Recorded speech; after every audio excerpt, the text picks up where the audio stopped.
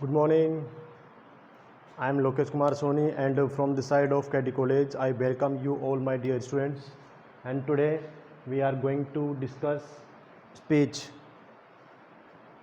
And I want to tell you that I have discussed assertive types and interrogative types with you yesterday, and now I am about to discuss with you imperative sentences.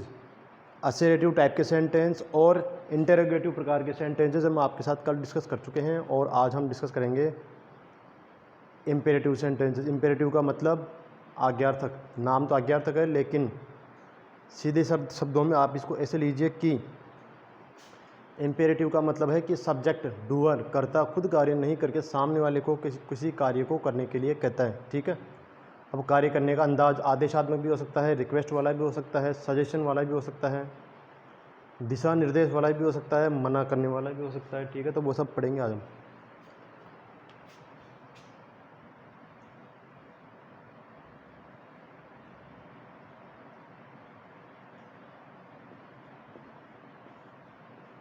Imperative sentences.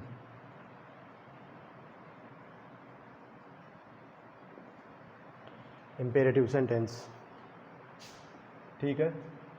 अब ये कौन कौन से किस किस type के होते हैं, जैसे फर्स्ट है आपका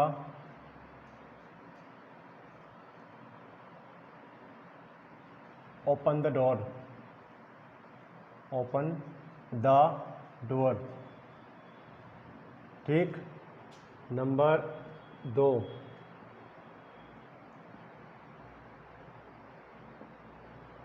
डोंट डू दिस, ऐसा नहीं करें।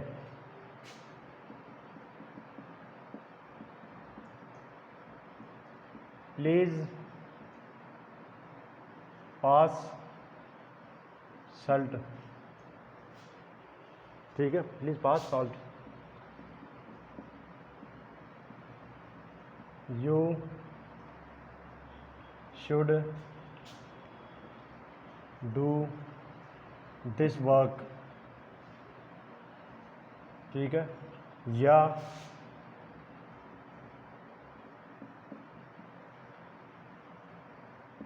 Let's go to market. ठीक है, और एक आपके लेट और होता है, let me do my work. ठीक है, और सफिशिएंट है। अब ये तो है, अब आपके कौन कौन से टाइप के हैं डिटेल में इनकी आपके सामने लिखता हूँ कि फर्स्ट वाला जो सेंटेंस है वो है आपके ऑर्डर को शो करने वाला। ठीक है, सेकंड है आपके प्रोहिबिशन, प्रोहिबिशन मतलब निषेध या मनादी, निषेध। नंबर 3 है आपके रिक्वेस्ट सेंस में। नंबर 4 है आपके एडवाइस या सजेशन। नंबर 5 है आपके वही सजेशन वापस से, सॉरी प्रपोजल। ठीक है ना। अब इनमें हम चेंजेस किस प्रकार से करते हैं वो हम डिस्कस करेंगे।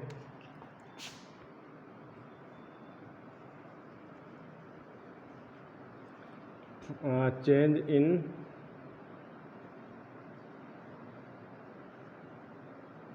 डायरेक्ट स्पीच,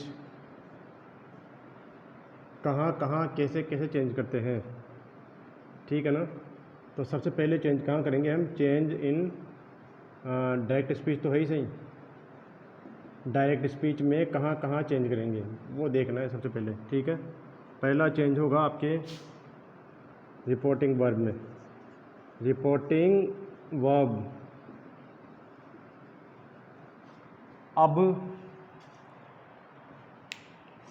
से का या सेज का चक्कर इसमें भी नहीं रहेगा, क्योंकि आदेश दिया जा रहा है। तो आदेश दिया जा रहा है, इट मीन्स हमें ये अज्यूम करना है कि सामने हमारा कोई है, हमारे सामने कोई है, उसको ही तो हम कहेंगे कि भाई आप इस तरीके से प्लीज़ ये काम कीजिए, या बैठ जाइए, चुप रहिए, या फूल मत तोड़िए, या कुछ भी करिए।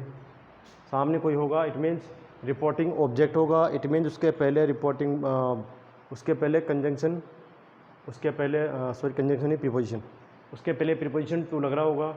तो सेज टू ही मानना है, से आ जाओ या सेड टू आ जाओ, टू ही मानना है, ठीक है। और सेज आ जाओ या सेज टू आ जाओ, सेम रहेगा, और वो तो आपको पता है ही। और मोस्टली एग्जामिनर हमसे पूछता है केवल और केवल रिपोर्टिंग वर्ब पास्ट में लेकर। क्यों? क्योंकि सबसे ज़्यादा मेहनत, मशक्क़त, लेबर, हार्ड वर्क हमसे वही करवा सकता है, तो हम पास्ट में ही लेके चलते हैं अब। तो रिपोर्टिंग वर्ब, अगर मान लो कि आपको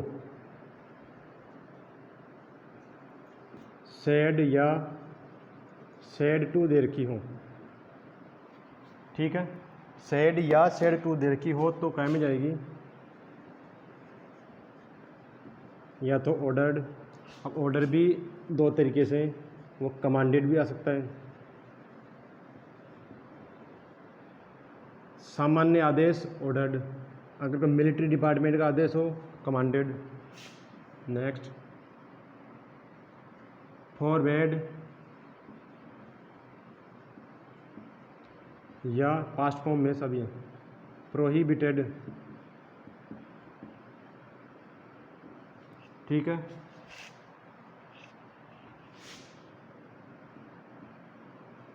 मना किया।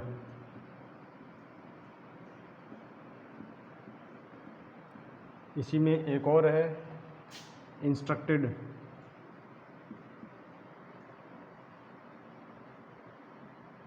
ठीक है, इंस्ट्रक्टेड,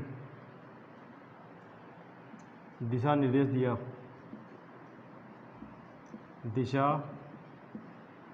निर्देश दिया कि भाई आपको ये कार्य ऐसे करना है या ऐसे नहीं करना है। ओके, नेक्स्ट है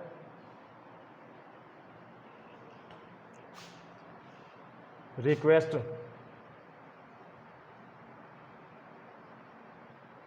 से रिक्वेस्टेड या प्लीडेड या अर्ज्ड, बात एक ही है, प्रार्थना की।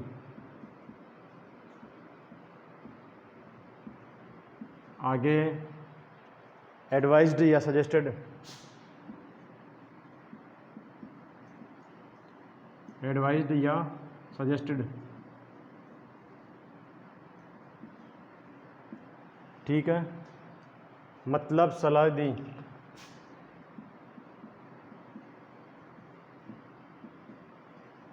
फिर उसके बाद प्रपोजल, मतलब प्रपोज्ड, मतलब प्रस्ताव रखा कि हमें ऐसा करना चाहिए क्या या नहीं करना चाहिए, ठीक है। ओके, ये तो था आपके change in reporting verb. Next इसके बाद आता है आपके कनेक्टिव। कनेक्टिव के लिए हम क्या करेंगे वो आप देखिए। पहले आप इन्हें एक बार उतार लीजिए, उसके बाद हम कनेक्टिव की बात करते हैं।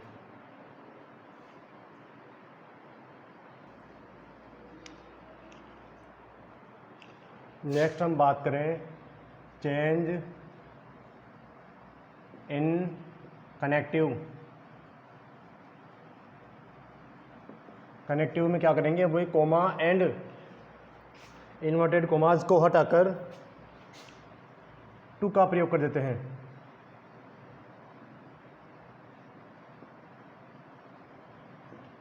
कनेक्टिव टू लिखते हैं, उसके बाद फिर क्या करते हैं, जहाँ भी आपको दिखता है वर्ब की फर्स्ट फॉर्म, वहीं से सेंटेंस को स्टार्ट कर दिया जाता है, ठीक है। अगर ज़रूरत पड़े तो प्रोनाउन का चेंज हम करते रहते हैं, बाकी कनेक्टिव टू का प्रयोग करते हैं। ठीक है, आगे rule number 3, 4th and 5th will remain same as above two types, that is assertive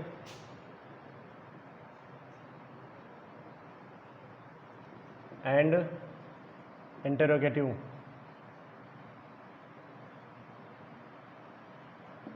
sentences।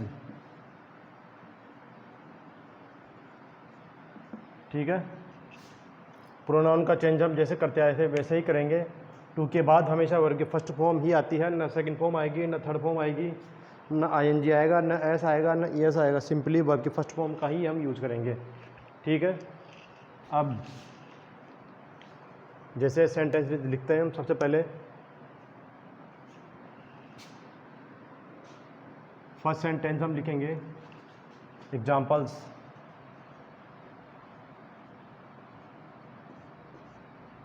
ठीक है, लिखिए आप, इसके बाद हम एग्जाम्पल्स ही करेंगे।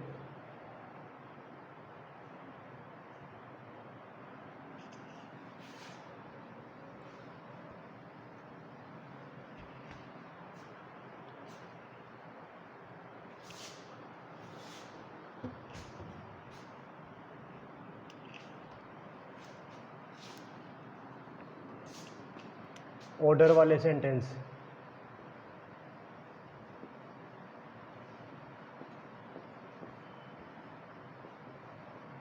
मिस्टर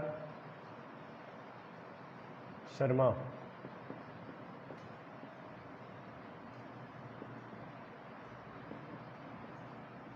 पहचान क्या होती है इनकी, ये वर्ब के फर्स्ट फॉर्म से ही स्टार्ट होते हैं। मिस्टर शर्मा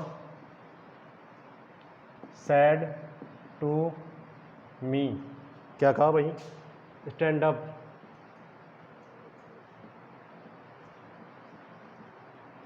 अब इसमें क्या करेंगे, मिस्टर शर्मा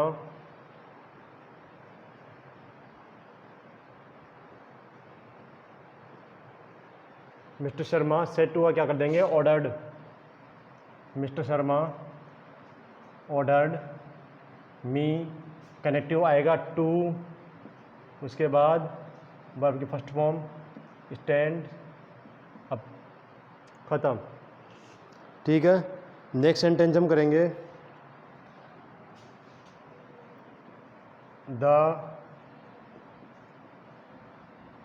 कर्नल सैड, क्या कहा, फायर, गोली चलाइए। ठीक है, फायरिंग शुरू। द कर्नल सैड, नहीं सॉरी, यहाँ पे आएगा commanded.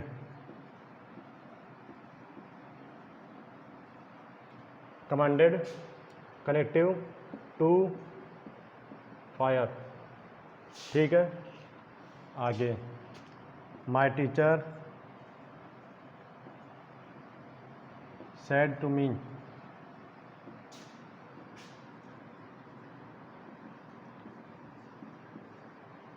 Open the door.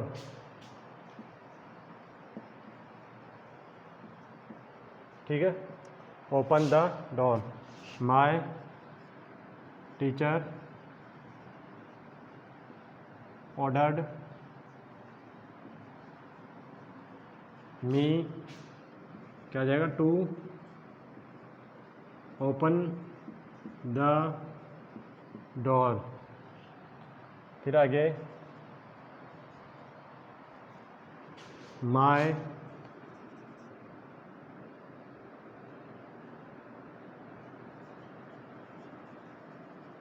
Father said to me, क्या कहा, ब्रिंग या फैच बात एक ही होती है, लाना। Bring me a glass of water, मेरे लिए एक गिलास पानी का लाइए। अब क्या करना है, same this process will also remain same. My father ordered me to bring, वही सेम रहेगा, वर्ग के फर्स्ट फॉर्म से स्टार्ट होना है, बस जहाँ वर्ग फर्स्ट फॉर्म दिखाई दे वहीं से सेंटेंसेस अपने को स्टार्ट करने हैं। टू ब्रिंग मी आएगा क्या, नहीं आएगा, प्रोनाउन तो चेंज होगा ना, first person according to subject. Subject क्या है, माय फादर का सब्जेक्टिव ही का ऑब्जेक्टिव हिम। तो to bring him a glass of water. Okay, next sentence, order command हो गया। उसके बाद हम आगे बात करें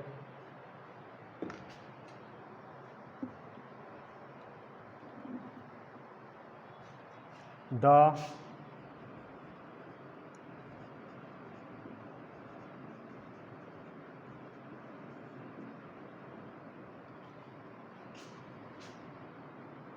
lieutenant said to the troops, ये सेना वाला कर्नल है, कर्नल साहब जो होता है, और ये है lieutenant. Lieutenant said to the troops march fast. अब द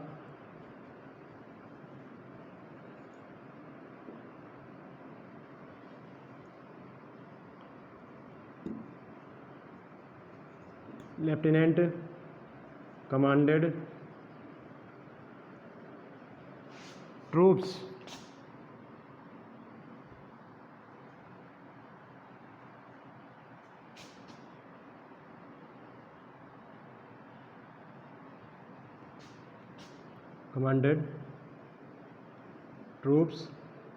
टू मार्च फास्ट। ठीक, उतारिए आप। इसके बाद हम चर्चा करते हैं आगे आने वाले टाइप्स की। ऑर्डर वाले सेंटेंस मैं समझता हूँ आपके खूब है।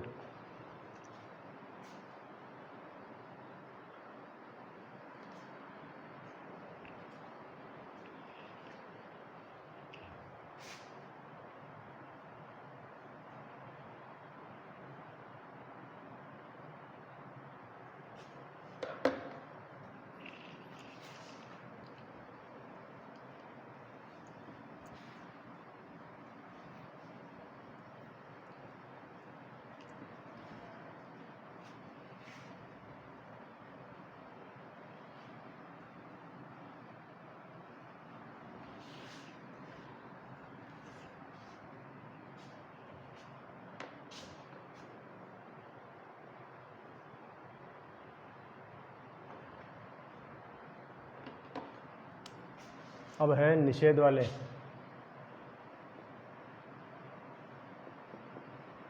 निषेध मतलब प्रोहिबिशन।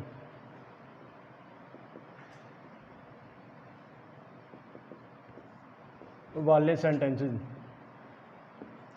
ये कैसे स्टार्ट होते हैं, डोंट से। ठीक है, ऐसा मत करो, डोंट से स्टार्ट होते हैं। जैसे द गार्डनर, GARDENER, एन है, the gardener said to us, क्या कहा कि don't pluck flowers from here. Don't pluck flowers from here. अब द गार्डनर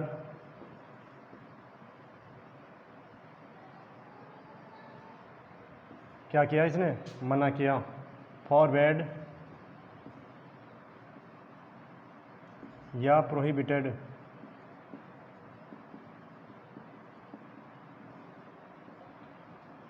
ने मना किया, गार्डनर ने मना किया किसको, अस। काहे के लिए, टू, डोंट नहीं लिखना है।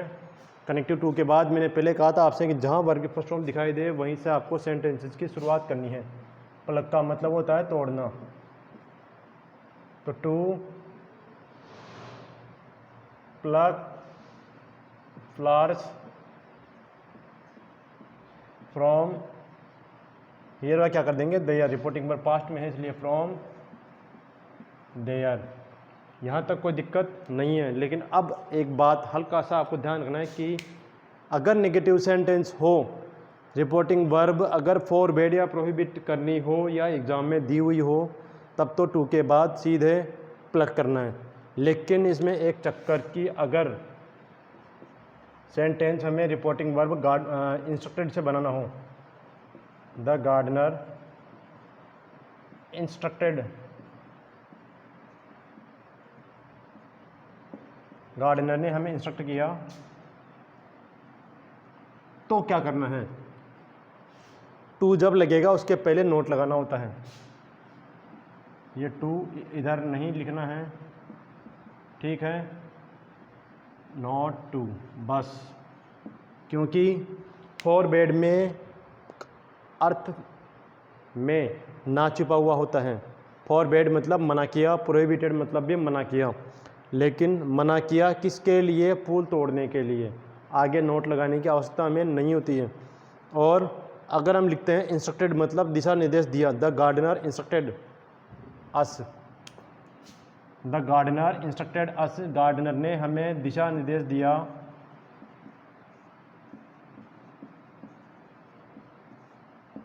दिशा निर्देश दिया क्या, not to plug flowers from there, ठीक है, इस तरीके से।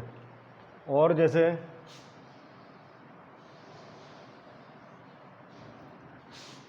एक सेंटेंस और लेते हैं,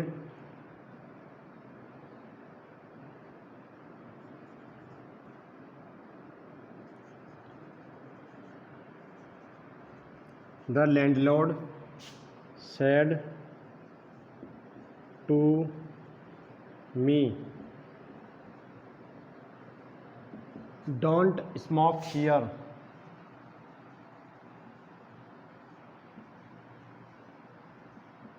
यहाँ स्मोकिंग मत कीजिए मतलब धूम्रपान मत कीजिए, मतलब धुएं का पान मत कीजिए, मतलब गुटखा जर्दा बीड़ी सिगरेट पान मिराज या बीड़ी सिगरेट का प्रयोग मत कीजिए।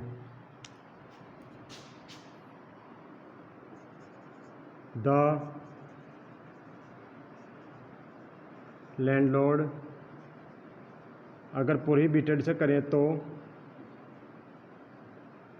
प्रोहिबिटेड या फॉरबेड से करते हैं तो क्या बनता है, forbade me to smoke there. अगर यही सेंटेंस हमें इसकी जगह इंस्ट्रक्टेड लिखना पड़े तो नोट भी लिखना पड़ेगा, instructed me not to smoke there, okay.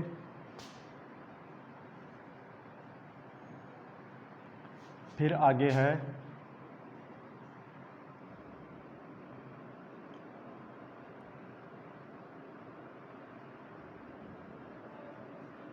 The guard said to me, don't park here.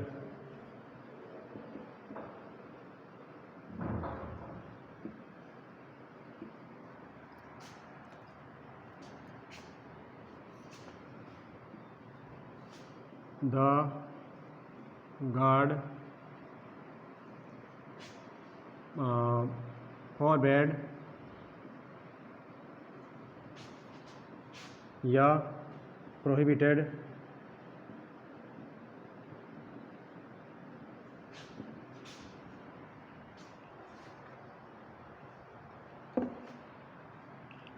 me to park there. Park का मतलब गाड़ी खड़ी करना। और अगर इंस्ट्रक्टेड से हो तो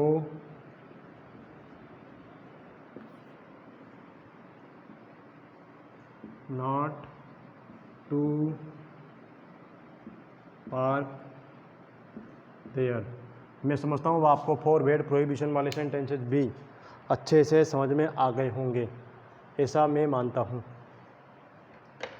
ओके, आज के लिए बस इतना ही इस वीडियो के लिए। Thank you. अगर आपको ये वीडियो आपको पसंद आता है तो आप इसे लाइक कीजिए, सब्सक्राइब कीजिए एंड बेल आइकन को प्रेस कीजिए ताकि आगे आने वाली हर नोटिफिकेशन आपको सबसे पहले मिल सके। Have a nice day.